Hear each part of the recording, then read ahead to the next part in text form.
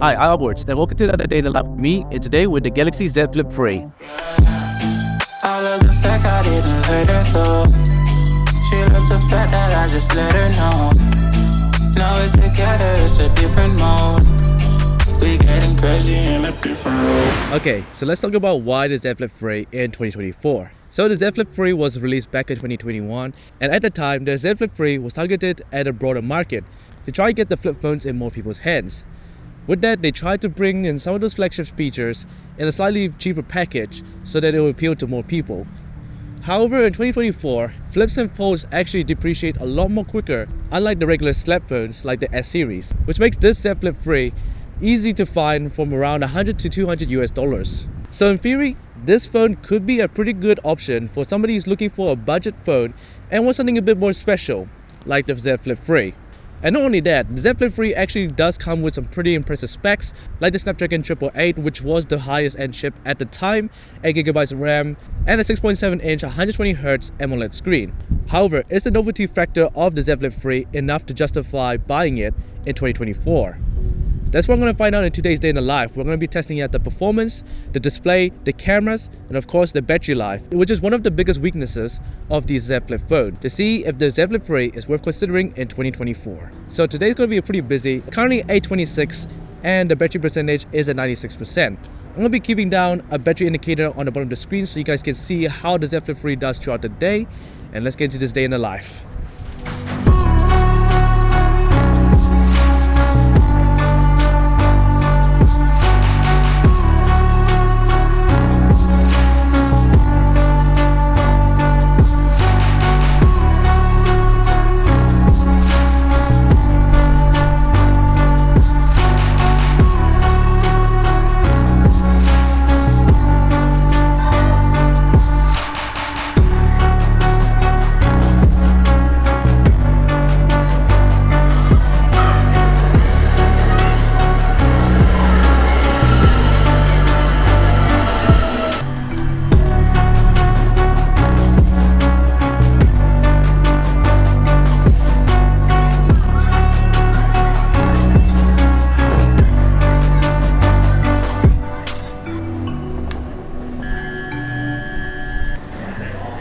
Okay, so just reached uni and let's talk about the performance of the ZFlip3. So currently it's 1001 and our battery percentage is 84%, which is not very good, but let's just talk about the performance.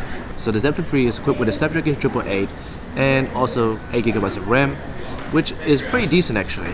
Like in 2021, that was pretty much the standard for most of the phones and flagships that came out at this time, and kind of to be expected since this was a $1,000 device, being around the same price as S21s. So performance-wise, just using it for my daily tasks, going on Instagram, YouTube, Notion, all my usual apps, it's been pretty snappy. It launches apps pretty quickly, and multitasking, switching between different apps is no problem for the ZFlip3. Now, I did notice it was getting a bit warm, and I do think that its flip form factor does heat up quite a bit due to the design of the thermal capabilities. So I do think that if you do push it for a bit too long, it might heat up a bit excessively.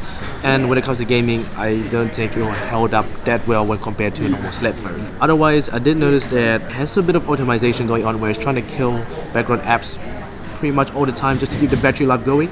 So when I did switch to Instagram and then I switched back to YouTube, I noticed that YouTube had to relaunch.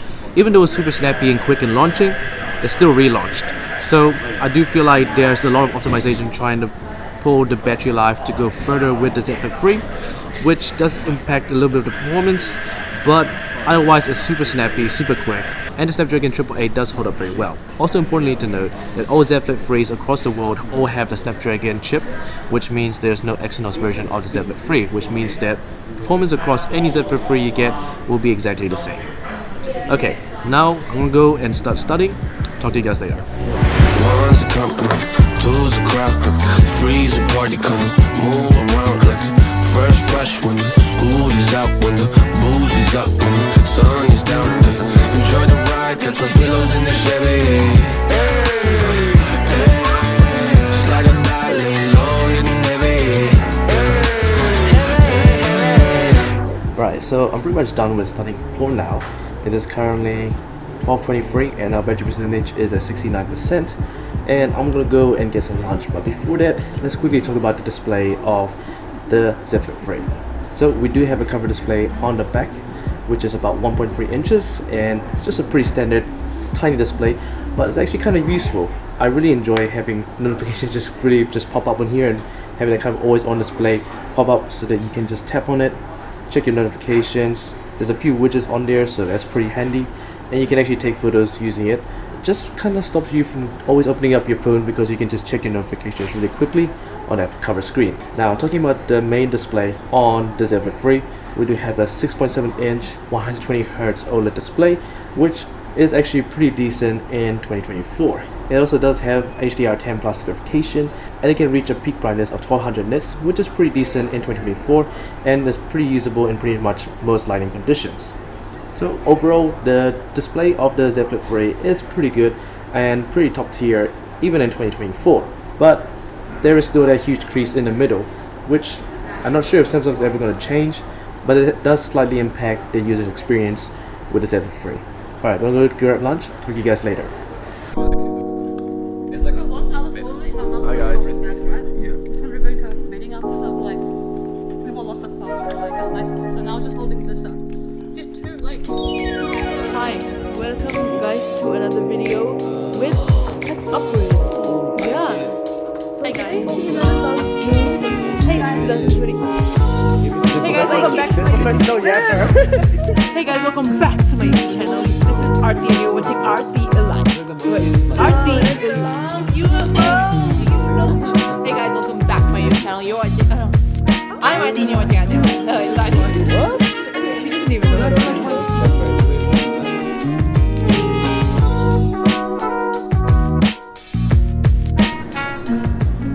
Alright, so it's currently 2:40. Battery percentage is at 50%. About to meet up with my friend Zed, and we're going to test out the cameras on the ZFlip3. Yo, what's up, man? Is it on? It's on, man. It's on? Yes. So this is the phone we're going to be testing out. You always wanted the flip phone, didn't you? Yeah, actually. There you go, bro. Take a look. Yeah. Damn. Is this you? No, it's not. It's for the random wallpaper, bro. Where'd you get this? So this is Zed, and we're going to be taking some photos. We're going to be testing out the ZFlip3, take some photos and see how they turn out. Right. The best part about the ZFlip3 is that you can use the main cameras for selfies and anything in between. It's super quick to just launch the cameras from the cover screen and take some pictures with the main sensor. But how good are the cameras actually? The ZFlip3 is equipped with a dual camera setup, a 12 megapixel wide and a 12 megapixel ultra wide. Taking a look at these photos I've taken, the main sensor takes some really nice images in good lighting, capturing a high dynamic range with strong details and overall color and sharpness across. Sometimes the exposure can be a bit hit or miss, but most of the time it gets it right. The ultra wide isn't bad as well, also taking some pretty impressive shots with good dynamic range. These photos are pretty awesome in good lighting and don't disappoint. Being able to flex the display also allows for some cool shots with the selfie camera. However, it's only a 10 megapixel sensor and doesn't take great photos in harsher lighting. Now, there are 3 downsides with this camera setup. 1. That the processing can be quite harsh at times, over-sharpening images unnecessarily. 2. The max resolution is kept at 12 megapixels, limiting the flexibility of images. And 3. Low light performance is not the best and can produce grainy results. Otherwise, I do think that these images are pretty good.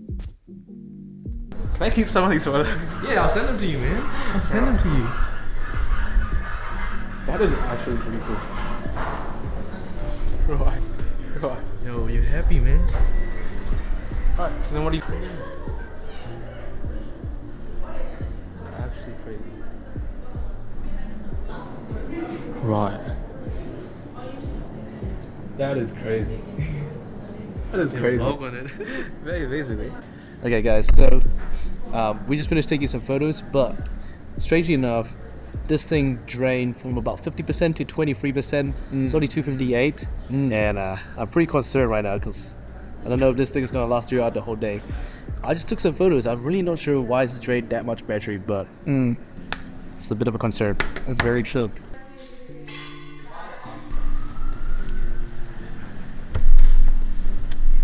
Okay, guys, so it is now 4:26.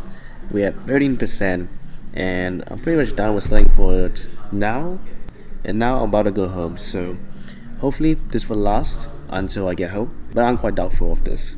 So let's also talk about the software. So the ZFlip3 can also be upgraded to the latest One UI 6.1, but unfortunately I don't have access to that quite right now. And I will say that Samsung's One UI software is incredibly smooth. They've really ironed out any of the issues, and the user experience and interactions have been pretty on point. So I definitely using that the software is really optimized. Even with the flip functions, they actually are running pretty smoothly. There's no lag when you're doing the split screen or when you're switching between the front and back cover. So I do think that Samsung has really nailed the software side of things on the ZFlip3. Alright, I'm about to go home, so we're gonna catch the bus and the train. Hopefully this thing can keep up with me. Alright. To start the train in an emergency, call the emergency stop lever lock.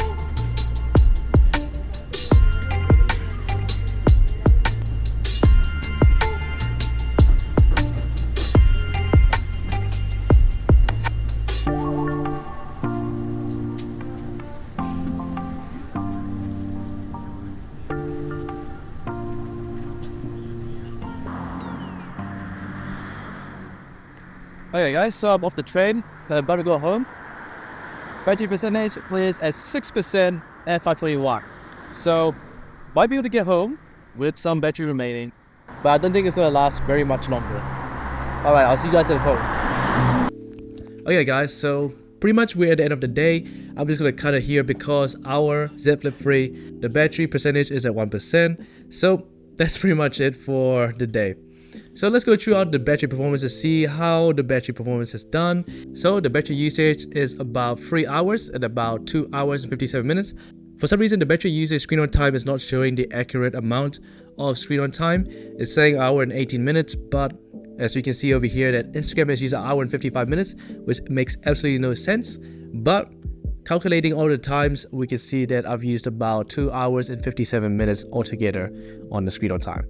So having 1% with 3 hours of screen on time is pretty similar to the results we got with the iPhone XR. But the iPhone XR did last a bit longer throughout the day, so this phone also does not pass my day in the life. So apart from the battery life, let's talk about the phone in general.